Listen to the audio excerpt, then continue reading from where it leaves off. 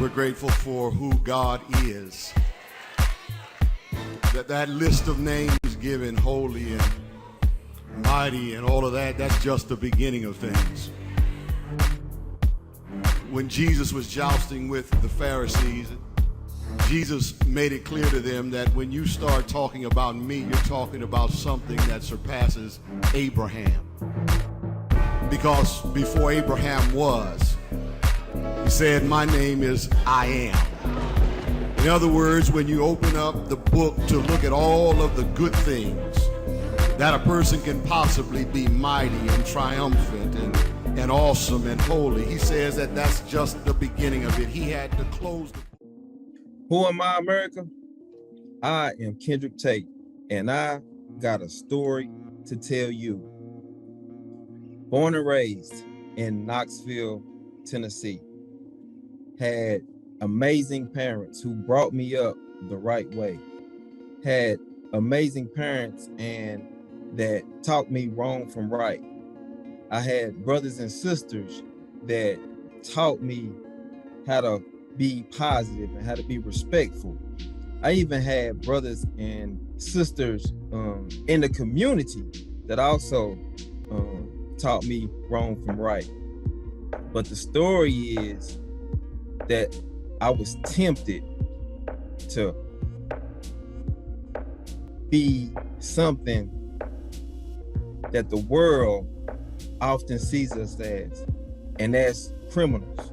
You know, the world sees Black men as a threat, but I was able to overcome all of that. And this story is for the brothers and sisters who don't think there is an out, who don't think that there's only one way out of the hood, so to speak. This is for you. My story is, through all the temptation, through all the obstacles that was put in front of me, I was able to maintain. And I'm happy to say that, you know, I had three brothers and three sisters. And I'm proud to say, like, none of us was never incarcerated.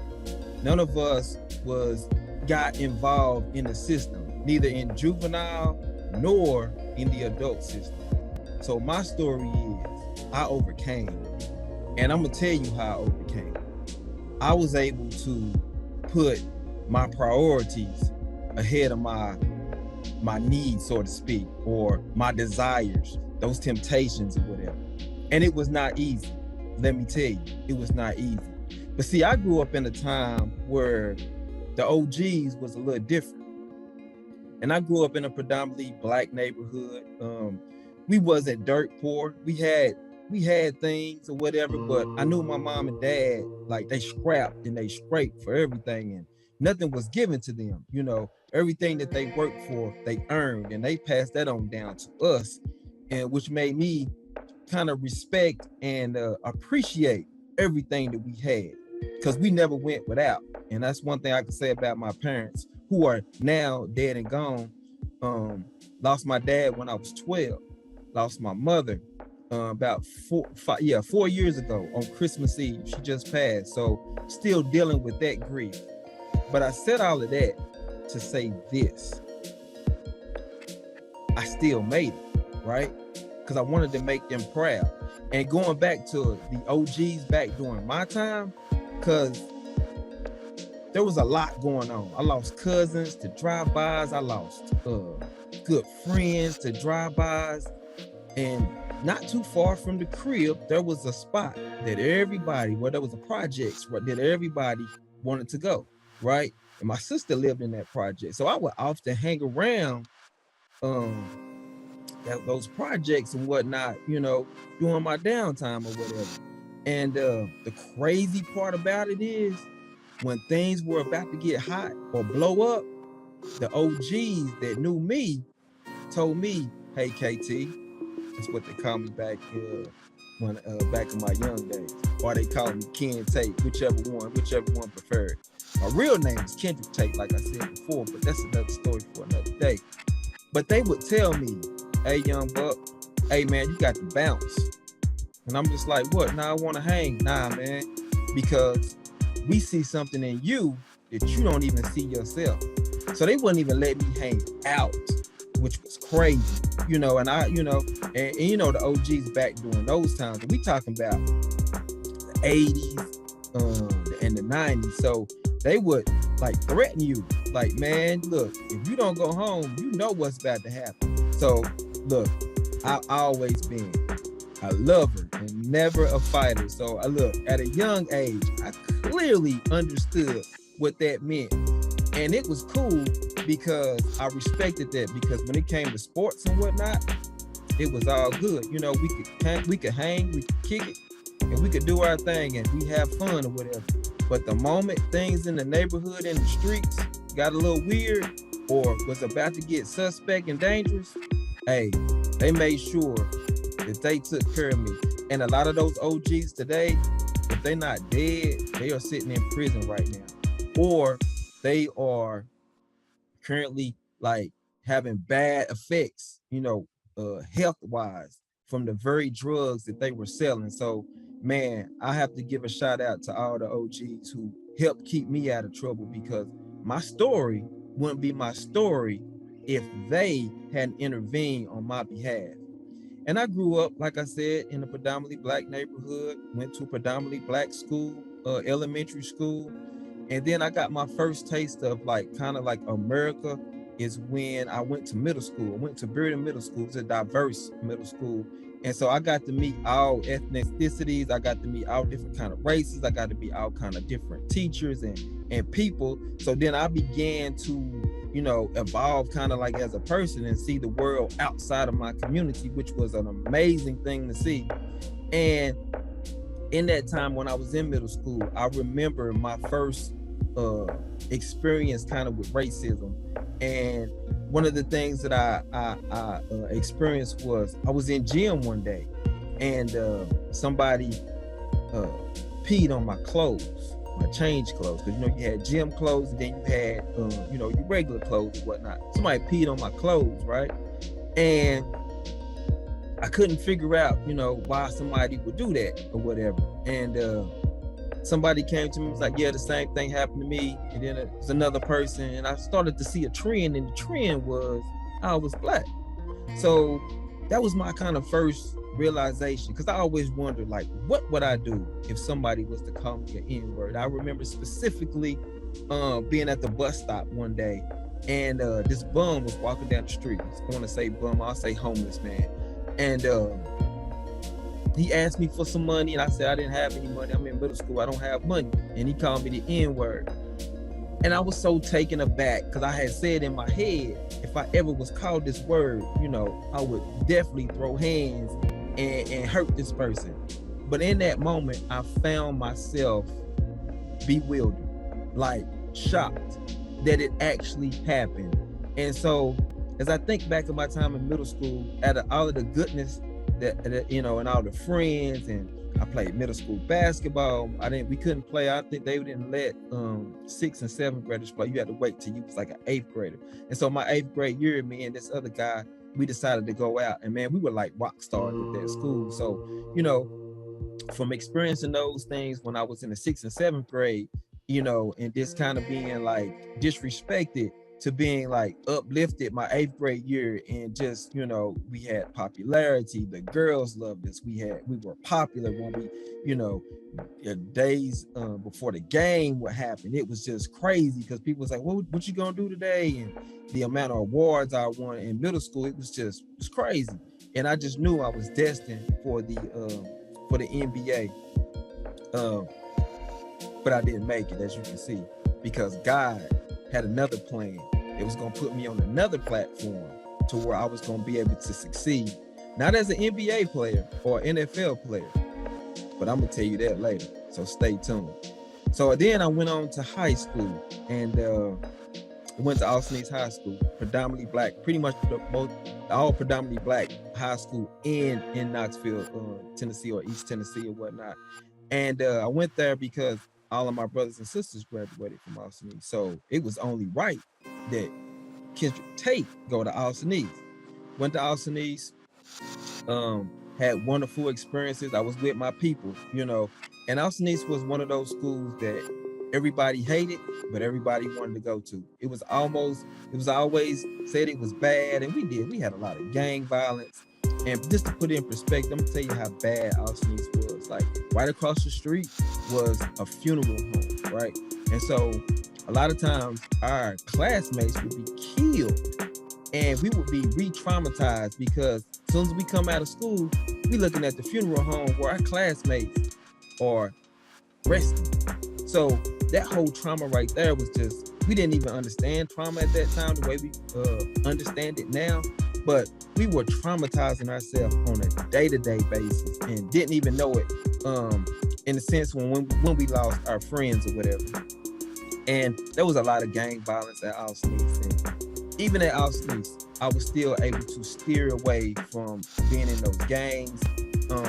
And I just wanted to be somebody who was cool with everybody. I wanted to respect everybody.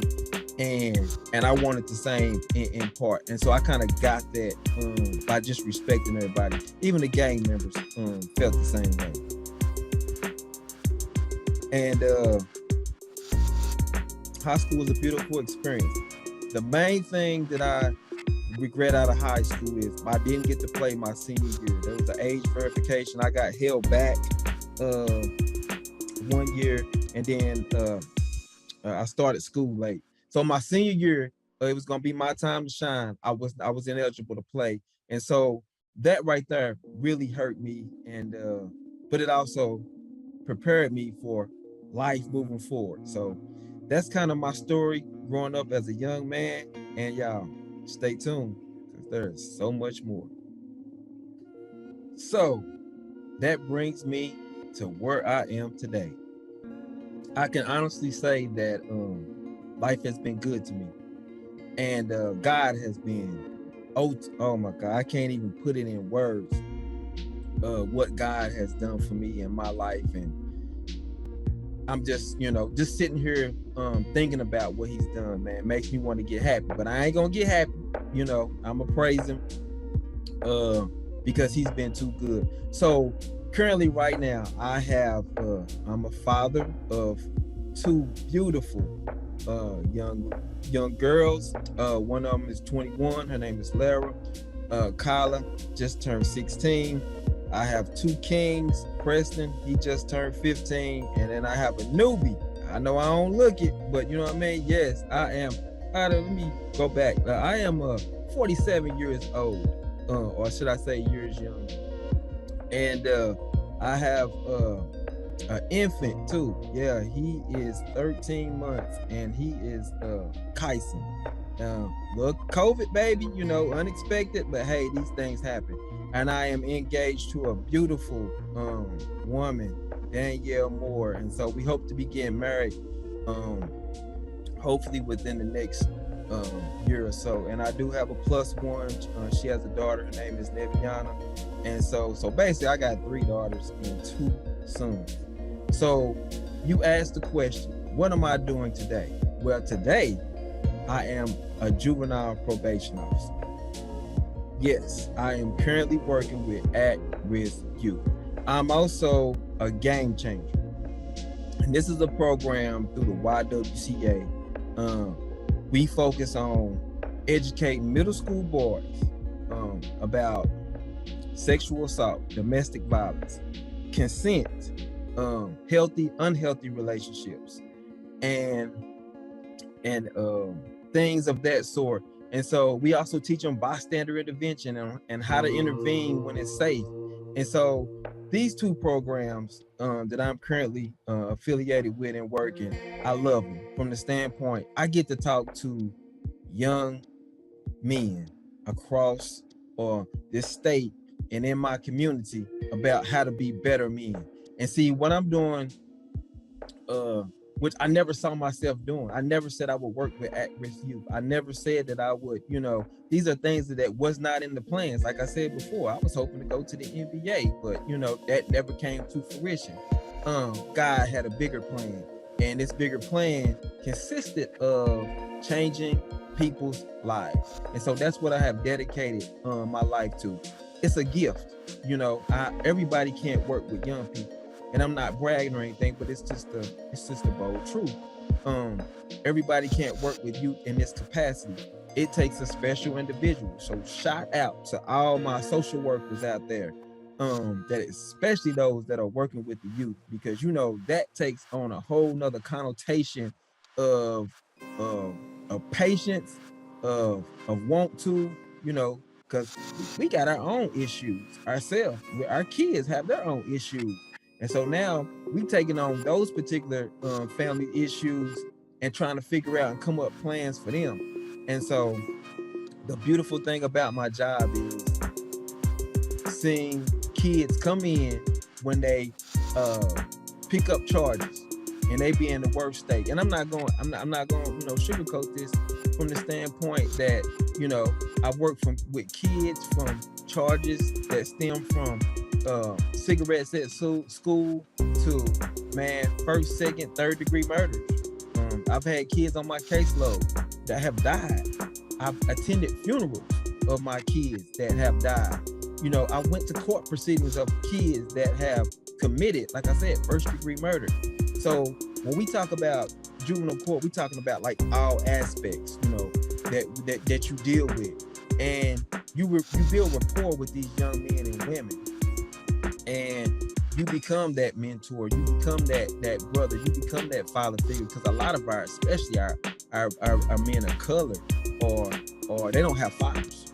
And so you find yourself standing in that gap to be their father, and you take on that. And those are things that, you know, you don't think about when you're actually doing this work, but you are.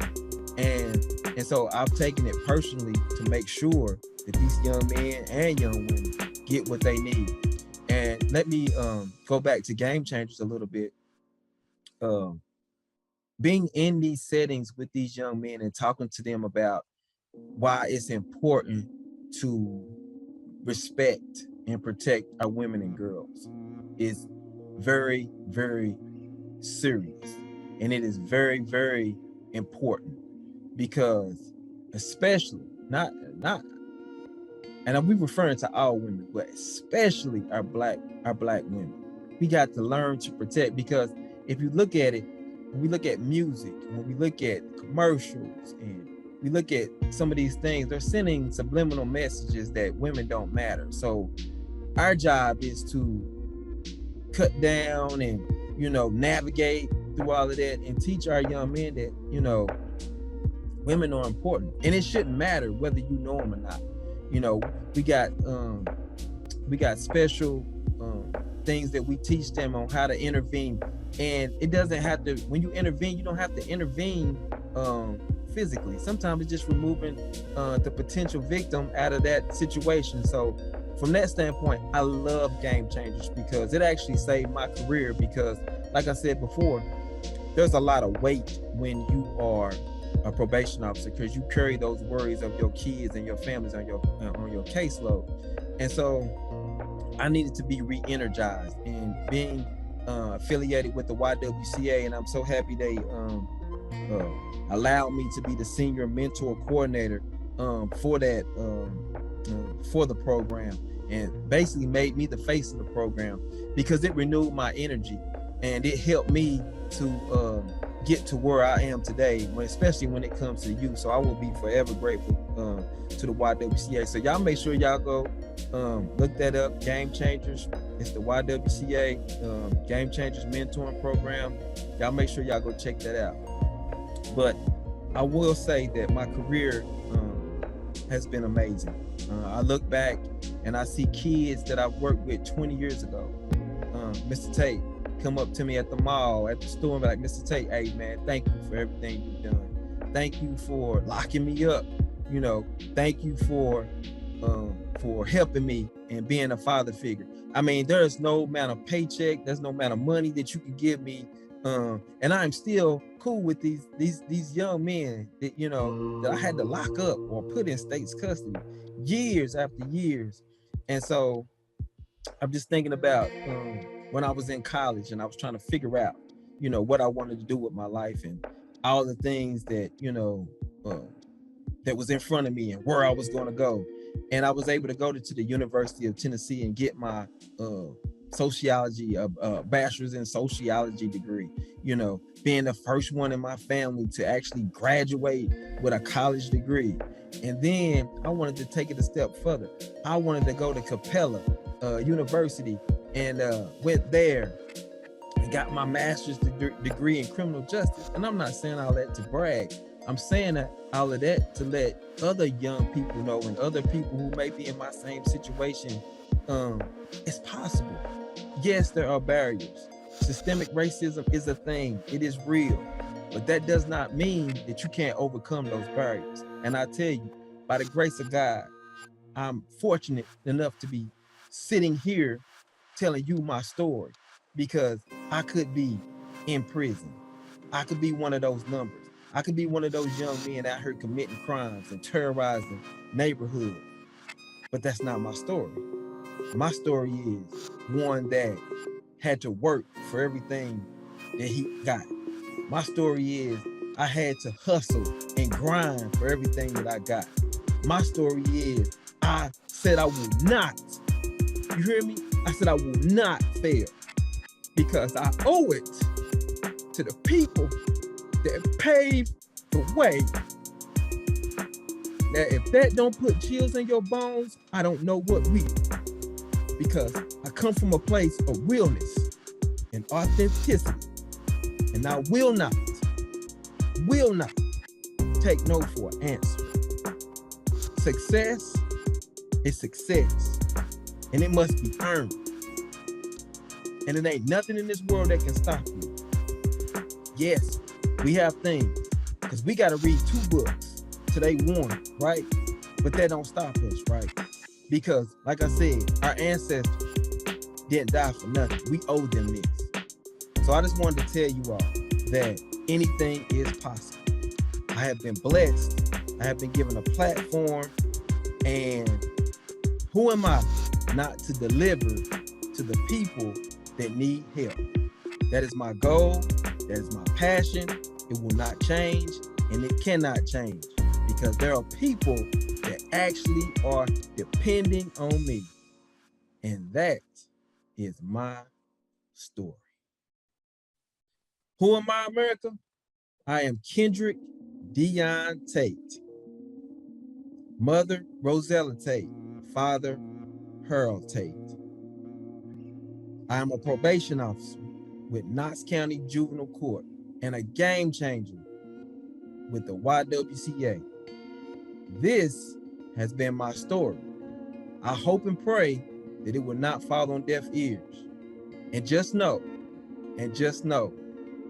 you can be the change, but you can't change anything unless you take that first step.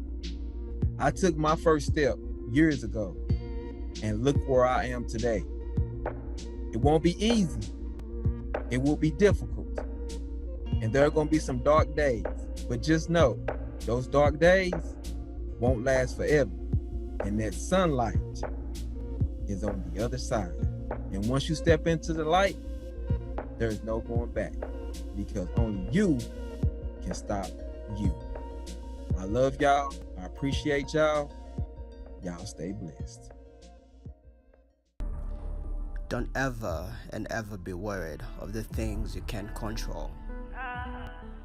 If you see it coming, let it come. The fight is not yours. All you got to do is to build up your strength in union with the Lord and by means of His mighty power.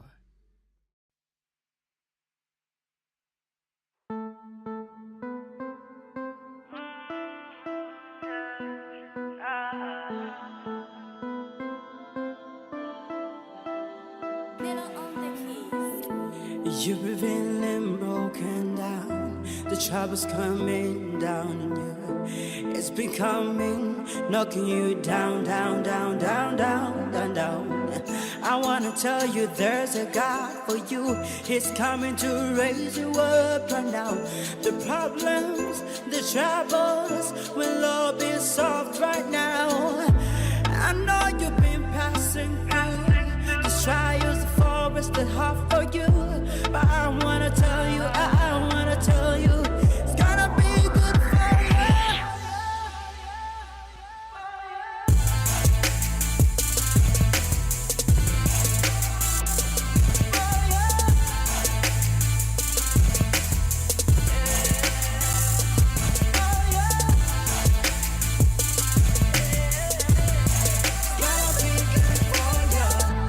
promise that when the sun goes down, he'll be there for you. Through the valley of death, through sound I feel.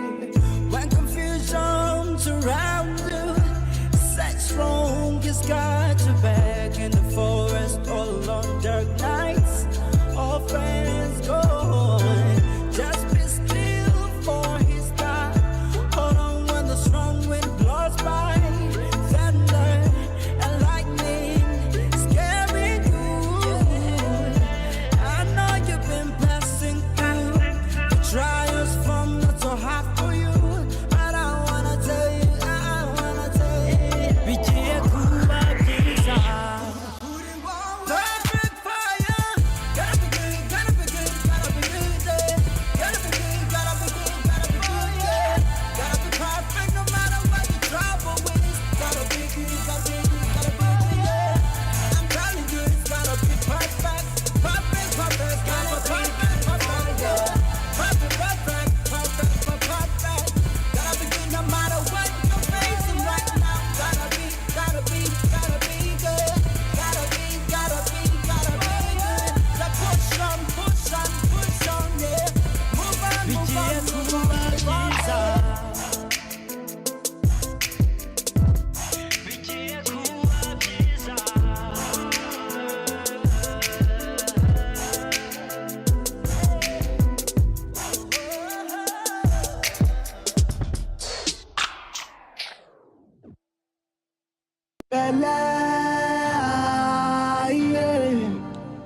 Jesus in my life, music that my face life. Me and music don't matter when I'm 6 years old. We cut for 5 years, so I was told. But my mama, she raised me up, said if you do it in good song, don't give it up. Me and my first wife hit the stage in 94. Professionally we hard, I came my soul, but they didn't conquer. People suggest divorce if you no blessing the game, then it must be cause I know them anything I only God trust, and I go stay with the game whether I good or was. But with the power from above, where they call with love. Now better at the sea as I speak the word. Cause everything for this life start from spiritual. It'll take time, manifest or physical. You are the control to help you controller. You said get your first wife, check her balance. Love your belly, yeah. Jesus in my life, music in my face life. Love your belly, don't be manga, yeah. Jesus in my life, music in my face life. Hello people, what's going on? This not your brother and I'm ready to sing you a song. You know my name now, maybe not the famous type.